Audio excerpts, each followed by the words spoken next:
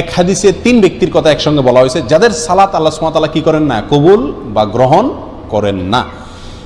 আর সে হাদিসটি বর্ণিত হয়েছে সহিহ ইবনে হিব্বানে, ইবনে মাজাহ এবং আরো কয়েকটি হাদিসের কিতাবে। নবী আলাইহিস সালাম বলেছেন, সালাসাতুন লা তারতাফিউ সালাতুহুম ফাওকা রুউসিহিম শিবরা। 3 ব্যক্তি আছে যারা নামাজ পড়লে তাদের নামাজটা মাথার 1 বিঘত উপরে উঠে না, আল্লাহর আরশ পর্যন্ত যাওয়া তো পরের কথা, অর্থাৎ তাদের এই সালাত আল্লাহর কাছে কবুল হয় না। সেই লোক কারা? হতভাগা। রাজুলুন আম্মা কওমান ওয়া হুম লাহু কারিহুন।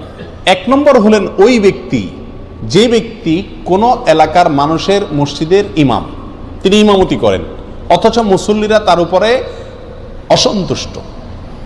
অসন্তুষ্ট বলতে ন্যায়সঙ্গত কারণে অসন্তুষ্ট। আজকাল তো হুজুররা চলা একটু বাঁকা হইলেও পাবলিক বলে না হুজুর পছন্দ না। তো হুজুরের ব্যক্তিগত কারণে যদি আপনি অপছন্দ করেন সেটাতেই হুজুরের কোনো কিছু আসবে যাবে না, ওটাতে আপনার কপাল আপনি পড়বেন। কিন্তু যদি যুক্তিসঙ্গত কারণে লোকটা বেদাতি, লোকটা খারাপ মানুষ, লোকটার ভিতরে কোনো বদভ্যাস আছে, সেই কারণে যদি পাবলিক তার প্রতি অসন্তুষ্ট থাকে, তাহলে এই ব্যক্তি জেনে শুনেও পাবলিক আমার উপর অসন্তুষ্ট, আমার কোনো চরিত্রের দোষের কারণে, তারপরেও সেই ইমামতির আসন ধরে আছে, আঁকড়ে আছে, তো এই ব্যক্তির ব্যাপারে এই কথা আসছে যে তার সালাত তার মাথার 1 বিঘত উপরেও উঠে না, অর্থাৎ আল্লাহর কাছে কবুল হয় না। নাম্বার 2, ওয়ামরাআতুন বাতাত ওয়া যাওজুহা আলাইহা সাখিত। ওই মহিলা যিনি সারাটি রাত কাটিয়ে দিলেন অথচ সারা রাত তার স্বামী তার উপরে অসন্তুষ্ট। আমাদের মা বোনদের মধ্যে এই সমস্যাটা ঘরে ঘরে কম বেশ আছে। স্বামী স্ত্রী ঝগড়া লাগবেই, এটা চিরন্তন বিষয়। নবী আলাইহিস সালামের মতো মানুষ, তার সঙ্গে উম্মাহাতুল মুমিনিন রাদিয়াল্লাহু তাআলা আনহাদের সাথেও মনোমালিন্য তৈরি হয়েছে। নবী আলাইহিস সালাম রাগ করে মসজিদে যান নাই, বাসায় যান নাই, মসজিদে শুয়ে রয়েছেন। ওমর রাদিয়াল্লাহু তাআলা এসে মধ্যস্থতা করে মিলিয়ে দিয়েছেন। এই ঘটনা ঘটছে। উম্মাহাতুল মুমিনিন একদিকে, নবী আলাইহিস সালাম একদিকে, তাদের জীবনে যদি এটা হয় তাহলে বোঝা গেল স্বামী স্ত্রীর জীবনে ঝগড়া, কথা কাটাকাটি, ভুল বুঝাবুঝি এগুলো হবেই হবে, এর কোনো চারা নাই। পাতিল দুটো একসাথে থাকলে বাড়ি খাবেই। কিন্তু আমাদের বোনদেরকে খেয়াল করতে হবে, যেহেতু আমাকে আল্লাহর সন্তুষ্টি অর্জন করতে হবে, আমার ইবাদত আল্লাহর কাছে কবুল করাইতে হবে, অতএব রাগ করে আপনি থাকেন, কিছু সময় থাকেন, সমস্যা নাই। সারাটা রাত স্বামীর উপরে রাগ করে আপনি থাকিয়েন না, অন্তত রাতের কিছু অংশ গেলে রাগটা মিটানোর চেষ্টা করেন। যদি স্বামী অন্যায়ভাবে রাগ করে থাকে, গায়ের জোর রাগ করে, সেটা ভিন্ন কথা। যাই হোক, তাহলে দ্বিতীয় হলেন ওই স্ত্রী যিনি সারাটি রাত কাটিয়ে দিলেন অথচ তার স্বামী তার কারণে তার উপরে কি অসন্তুষ্ট। যদি স্বামী অন্যায়ভাবে অসন্তুষ্ট হয় এবং তাকে সন্তুষ্ট করার কোনো জায়গা না থাকে, গোয়ার টাইপের হয়, তাহলে ভিন্ন কথা। 3 নম্বর, আব্দুন আবেক, ওই গোলাম বা কৃতদাস যে মালিক থেকে পালিয়ে গেছে অনুমতি ছাড়া, কোনো তার সাথে চুক্তি ছাড়া তার থেকে পালিয়ে গেছে।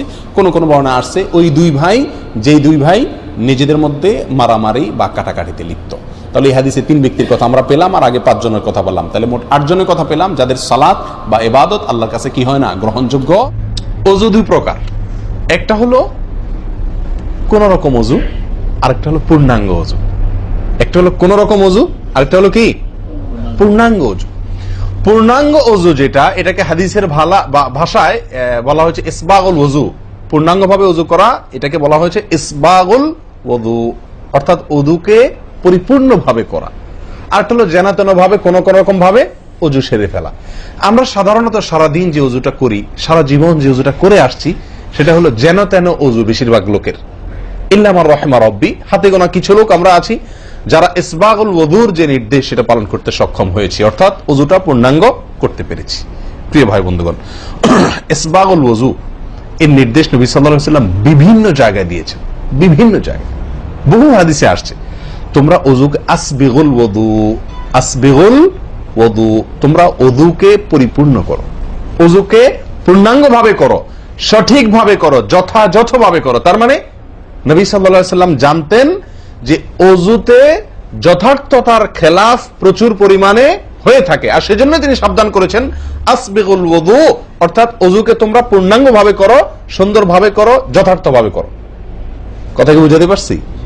যেহেতু ওযুর বিষয়ে আমাদের গাফলতি আছে বা গাফলতি থাকার কথা, সেজন্য নবী সাল্লাল্লাহু আলাইহি ওয়াসাল্লাম আমাদেরকে বলেছেন ওযু করো, এটা না, বলেছেন আসবিগুল ওযু, অর্থাৎ আকমিলুল ওযু, ওযুকে পরিপূর্ণভাবে করো।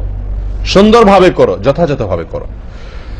ওযুর যে ফজিলত, ওযুর যে ফজিলত, মুসলিম বর্ণিত হাদিসে আসছে, নবী সাল্লাল্লাহু আলাইহি ওয়াসাল্লাম বলেছেন, যে ব্যক্তি পরিপূর্ণভাবে ওযু করবে, পরিপূর্ণভাবে ওযু করবে, ভালোভাবে ওযু করবে, এবং ওযুর শেষে কালিমাতুশ শাহাদা যেটা আছে, আশহাদু আল্লা ইলাহা ইল্লাল্লাহু ওয়াহদাহু লা শারীকা লাহু ওয়া আশহাদু আন্না মুহাম্মাদান আবদুহু ওয়া রাসূলুহু, এই কালিমায়ে শাহাদা পাঠ করবে ওযুর শেষে, এই ব্যক্তির জন্য আল্লাহ সুবহানাহু ওয়া তাআলা জান্নাতের সমস্ত দুয়ার খুলে দিবেন।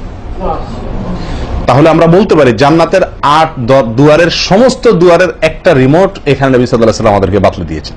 একটি রিমোট, এই এক রিমোট টিপের সঙ্গে সঙ্গে 8 দরজা সব খুলে যাবে। সেটা হলো ওযুকে কি করা? পরিপূর্ণভাবে করা, সুন্দরভাবে করা, এবং এর শেষে, ওযুর শেষে কালিমাতুশ শাহাদা পাঠ করা, আশহাদু আল্লা ইলাহা ইল্লাল্লাহু ওয়াহদাহু লা শারীকা লাহু ওয়া আশহাদু আন্না মুহাম্মাদান আবদুহু ওয়া রাসূলুহু। আপনি পাঠ করলেন, জান্নাতের সমস্ত দুয়ার এর রিমোট যেন টিপ দিলেন। এই তিনটা কাজ করলেন মানে কি? জান্নাতের 8 দরজার একটি কমন রিমোটে টিপ দিলেন আপনি, সবগুলো পটপট খুলে যাবে, যে কোনো দরজা দিয়ে আপনি জান্নাতে দাখিল হতে পারবেন ইনশাআল্লাহ। প্রিয় ভাইরা, তাহলে হাদিস থেকেও বোঝা গেল যে যে কোনো দরজা দিয়ে ঢুকতে হলে ওযুটা হইতে হবে পরিপূর্ণরূপে ওযু, ইসবাগুল ওযু। অতএব ওযু আমার পরিপূর্ণ হচ্ছে কিনা এই বিষয়টা একটু যাচাই করা দরকার, কি দরকার না? প্রিয় ভাইরা, নবী সাল্লাল্লাহু আলাইহি ওয়াসাল্লাম সূরা আবু দাউদের এক হাদিসে বলেছেন, ইন্নাহা লা তাতিম্মু সালাতু আহাদিকুম হাত্তা ইউসবিগাল ওযুআ কামা আমারাহুল্লাহ। তোমাদের কারোর সালাত ততক্ষণ পর্যন্ত পরিপূর্ণ হবে না, সালাত ততক্ষণ পর্যন্ত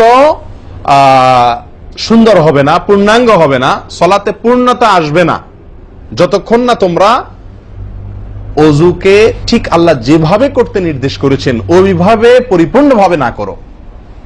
আল্লাহ সুবহানাহু ওয়া তাআলা যেভাবে ওযু করতে বলেছেন ওইভাবে পরিপূর্ণ রূপে ওযু না করা পর্যন্ত তোমাদের সালাত পূর্ণতা পাবে না। তাহলে সালাতের পূর্ণতা পাওয়ার জন্য ওযুটি হইতে হবে, ওযু না শুধু। আমরা জানি যে সালাতের জন্য ওযু করতে হয় না, ওযু করলেই শুধু সালাতের পূর্ণতা আসবে না, ওযুটা হইতে হবে আল্লাহ যেভাবে নির্দেশ করেছেন সেভাবে, যথাযথ উপায়ে এবং সঠিকভাবে।